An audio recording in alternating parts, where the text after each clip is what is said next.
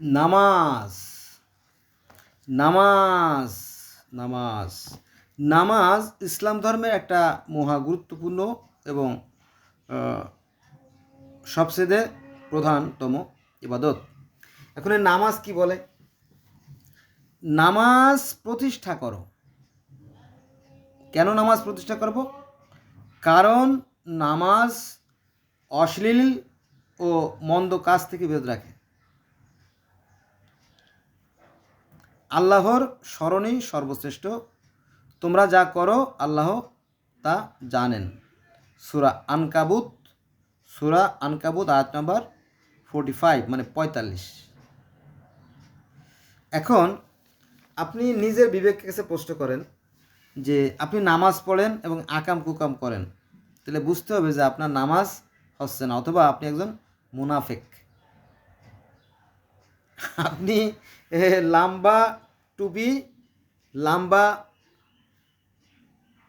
কি ওরে কি বলে ওটা, তোয়ালে করেন, আপনি তো হুজুর না, আপনি তো আরবি জানেন না, আপনি মাদ্রাসাও জীবনে যান নাই, সুরো কালাম যা পড়েন সেটা সঠিক কিনা তাও আপনি যাচাই করে দেখেন নাই। হ্যাঁ, অথচ আপনি সাজছেন কি মাওলানা, গ্রামের মোড়লগিরি করেন, ধোকাবাজি করেন।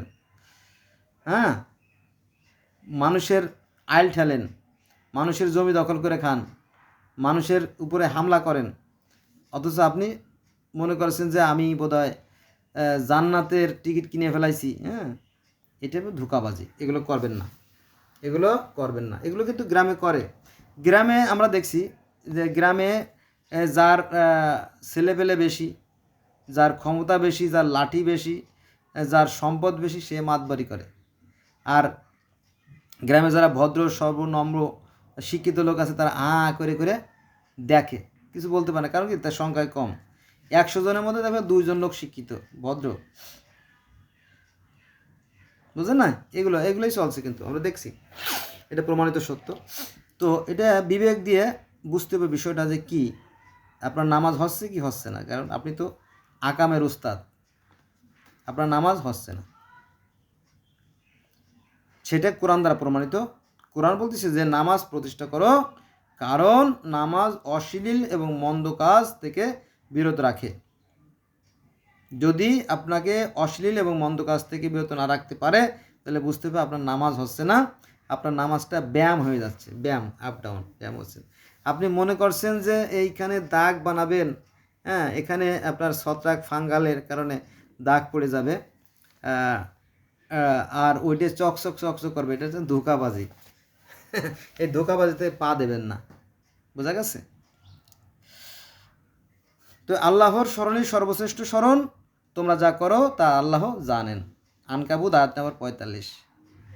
ধোঁকাবাজিতে লাভ নাই। কাল কিয়ামতের ময়দানে যখন মানুষের অন্তর্চক্ষু খুলে দেওয়া হবে, তখন সে দেখতে পাবে সে কি অর্জন করছে। যে যা অর্জন করবে তা তারই জন্য, প্রত্যেকটা মানুষের আমলনামা তার গলা হার স্বরূপ। কাল কিয়ামতের ময়দানে কারো বাক্য স্ফুট হবে না। কিন্তু এই আলেম ভাইরা এই বিষয় নিয়ে, সবাই না যদিও, অনেক ধোঁকাবাজিমূলক কথাবার্তা বলে যে কাল কিয়ামতের ময়দানে এ নবী ও নবীর কাছে দৌড়ে যাবে, ও নবী তার কাছে দৌড়ে যাবে, তারপরে সবাই মিলে নবী আমাদের নবীর কাছে আসবে, পরে নবী আবার আল্লাহর সাথে জিরা করবে, তার উম্মতকে আগে জান্নাতে নেবে। এই সমস্ত কিচ্ছা কাহিনী, এগুলো বানানো গল্প। এগুলো বললে অনেকেই বিরক্ত হবে, বিরক্ত হলে কিছু করার নাই, সত্যকে সত্য বলতে হবে, কারণ এটা কোরআনের বিপক্ষে যায়। কারণ কোরআনে বলা হয়েছে যে কিয়ামতের দিনে কারো বাক্য স্ফুট হবে না, কোনো কথা হবে না। রেজাল্ট আপনার মনে করেন যে পুরস্কার বিতরণের দিন, অথবা যেদিন রেজাল্ট দেয় স্কুল থেকে, সেদিন কি স্যার খাতাপত্র নিয়ে হাজির হয় যে এই যে খাতা আব্দুল, এই যে তোমার খাতা, কি লেখছো, তাই না? সেটা কিন্তু হয় না। কারণ কি জানেন? কারণ পরীক্ষা শেষ হয়ে গেলে ওই খাতাগুলো চলে যায় টিচারদের টিচারদের রুমে।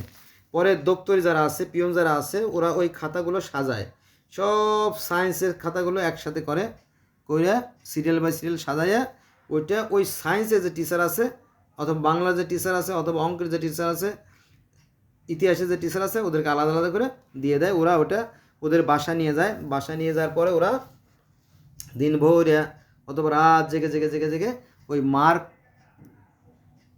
তৈরি করে, মার্ক তৈরি করে খাতার উপরে লেখে। দেখবেন যে 100-র মধ্যে কত পাইছে, 90, 70, 60, 35, 30, 40, 28, ওটা নোট করার পরবর্তীতে আবার এটা সিরিয়াল করে শুধুমাত্র একটা সামারি শর্টকাট একটা পেজ হেড স্যারের কাছে জমা দেয়।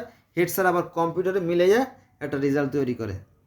ওই খাতা কোথায় পড়ে রয়েছে, খাতা হয়তো দেখা গেছে যে বাঙ্গাহারির দোকানে চলে গেছে, অথবা কাগজের মিলে চলে গেছে, ওই খাতার আর প্রয়োজন হয় না।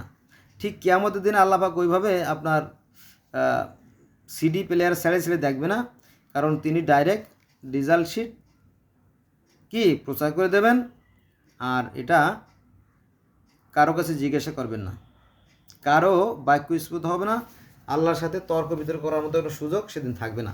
এটা কোরআনের কথা, বোঝা গেছে বিষয়।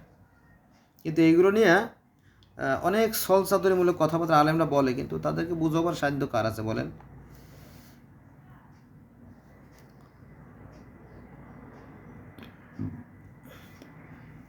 তাহলে নামাজ প্রতিষ্ঠা করো, কারণ নামাজ অশ্লীল ও মন্দ কাজ থেকে বিরত রাখে। আল্লাহর স্মরণই সর্বশ্রেষ্ঠ স্মরণ, তোমরা যা করো আল্লাহ তা জানেন। আনকাবুত 45। নামাজ যদি আপনাকে অন্যায় কাছ থেকে বিরত না রাখে, তাহলে বুঝতে হবে নামাজ আমার হচ্ছে না। ঠিক আছে, এটা